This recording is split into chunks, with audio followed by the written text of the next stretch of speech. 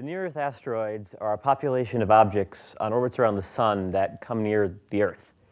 Every so often, one of them hits the planet. For the smallest ones, we don't care too much. We see a bright streak in the sky, like the Geminid meteor shower that's going on right now, if any of you have been in a place with dark enough skies to see that. And then if you're lucky, you go out afterwards and you pick up a small piece of the asteroid that just flashed up in the sky. We call these meteorites.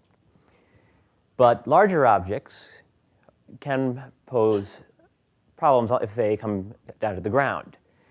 In 2013, an object about the size of this room flashed above the city of Chelyabinsk in Russia and shattered windows all across the town. About 1,500 people were injured.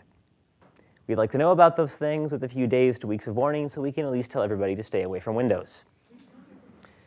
Still larger objects, bigger than 100 meters or so across, can cause so much damage on the ground that we like to deflect them, move them off the trajectory that's going to impact the Earth onto one that's going to pass safely by the planet.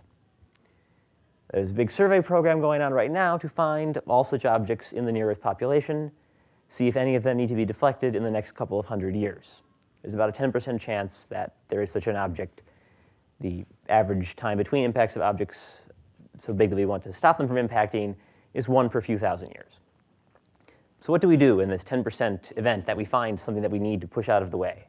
100 meters wide is a big object, it's the size of a football field.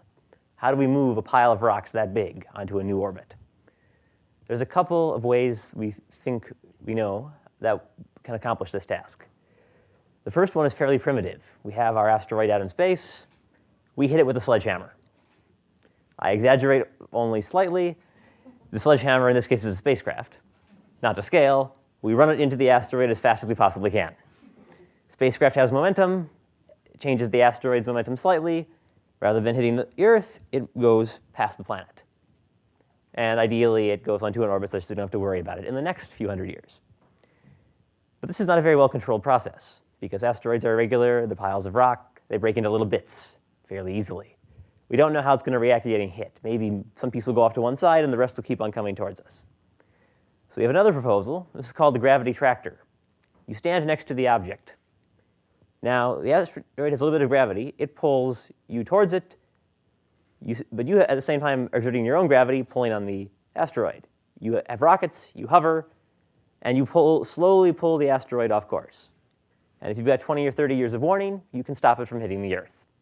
We don't usually think about standing next to the things and pulling on them with our gravitational acceleration, but this can work if you've got enough warning in this 10% chance that we need to save the world from rocks falling from the sky. Thank you.